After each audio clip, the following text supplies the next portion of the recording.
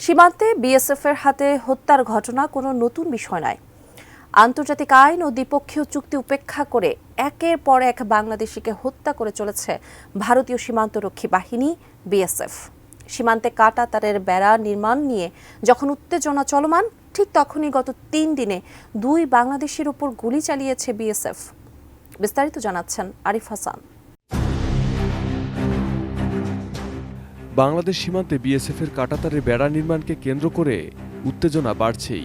সীমান্তে মুখোমুখি সতর্ক অবস্থানে রয়েছে বর্ডার গার্ড বাংলাদেশ এবং ভারতের border guard security force BSF. সেই সাথে বিজিবি বিএসএফের সঙ্গে স্থানীয় বাসিন্দাদের অংশগ্রহণে পরিস্থিতি আরও জটিল করে তুলেছে। এই উত্তেজনার মাঝেই সীমান্ত হত্যা অব্যাহত রেখেছে ভারতীয় সীমান্তরক্ষী বাহিনী বিএসএফ। 8 জানুয়ারি সন্ধ্যায় সুনামগঞ্জের গামারিতলা সীমান্তে সাইদুল ইসলাম নামে এক বাংলাদেশিকে গুলি করে ভারত। গুরুতর আহত অবস্থায় সীমান্ত অতিক্রম করে বিশ্বম্ভরপুর উপজেলা স্বাস্থ্য কমপ্লেক্সে এসে প্রাথমিক চিকিৎসা নেন তিনি। উন্নত চিকিৎসার জন্য তাকে সুনামগঞ্জ সদর হাসপাতালে নেওয়া হলে চিকিৎসাধীন অবস্থায় তার মৃত্যু হয়। বিজিবি জানায়, সুপারি নিয়ে ভারতের সীমান্তে প্রবেশ করেন সাইদুল। এ সময় ভারতের কড়াইগড়া ক্যাম্পের টহলরত বিএসএফ সদস্যরা তাকে গুলি করে।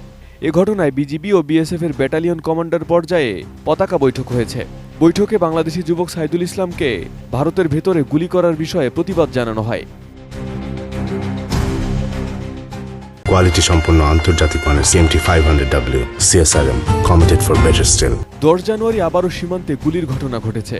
চাঁপাইনবাবগঞ্জের শিবগঞ্জ উপজেলা সীমান্তে মোহাম্মদ শহীদুল ইসলাম নামে এক বাংলাদেশি তরুণ বিএসএফের গুলিতে গুরুতর আহত হয়েছেন। পরে স্বজন ও স্থানীয় লোকজন আহত অবস্থায় শহীদুল ইসলামকে উদ্ধার করে রাজশাহী মেডিকেল কলেজ হাসপাতালে পাঠিয়েছেন। বর্তমানে তিনি সেখানে চিকিৎসাধীন। ভারত বাংলাদেশ সীমান্তে কাঁটাতারের বেড়া দেওয়াকে কেন্দ্র করে যখন সীমান্তে উত্তেজনা বিরাজমান, আর তার মধ্যেই গত 3 দিনে 2 জন বাংলাদেশিকে গুলির ঘটনা তীব্র ক্ষোভের জন্ম দিয়েছে বাংলাদেশিদের মধ্যে। মূলত চাঁপাইনবাবগঞ্জের শিবগঞ্জ উপজেলার চৌকা সীমান্তে বিএসএফের কাঁটাতারের বেড়া নির্মাণকে কেন্দ্র করে ঘটনার সূত্রপাত। সীমান্তে বাংলাদেশের ভূমি রক্ষায় স্থানীয়রা বিজিবির সাথে দিনব্যাপী সীমান্তে অবস্থান নেন।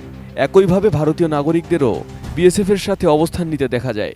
বিভিন্ন স্লোগান বিনিময়ে মেতে ওঠে সীমান্তের এপার ওপার। ভারতীয়দের জয় শ্রীরাম ও বন্দে মাতারাম স্লোগানের পাল্টা জবাবে সীমান্তের আকাশ ভারী হয়ে ওঠে বাংলাদেশিদের নারায়ে তাকবীর আল্লাহু আকবার ধ্বনিতে।